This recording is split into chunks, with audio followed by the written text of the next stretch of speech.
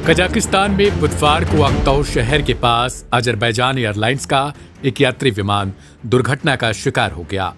बड़े पैमाने पर इसमें मौतें हुई, जो पूरी दुनिया के लिए शोक का विषय बना रहा।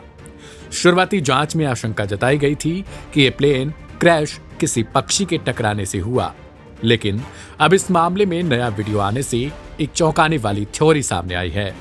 अजरबैजान एयरलाइंस के यात्री विमान बाकू के रूस के चेचन्या में ग्रोंजी एयरपोर्ट जाने के दौरान ही यह हादसे का शिकार हुआ, जिससे इसमें मौजूद कुल 67 लोगों में से 38 लोगों की दर्दनाक मौत हो गई।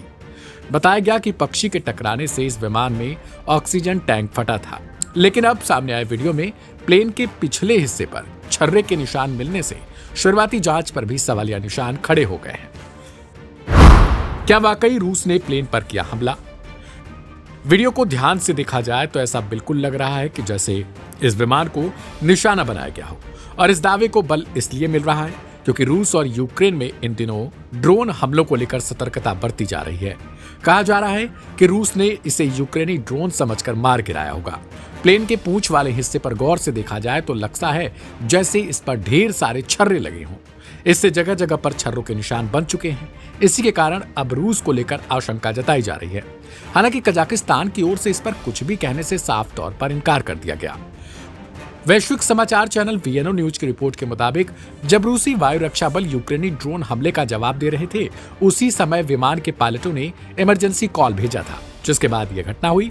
अब आशंका जताई जा रही है कि इसी के बाद रूसी वायु रक्षा बलों ने यूक्रेनी ड्रोन के गफलत में इस यात्री विमान पर निशाना लगा लिया, जिसके कारण ढेर सारे छर्रे इसकी पूंछ से लेकर तमाम जगहों पर लगते गए।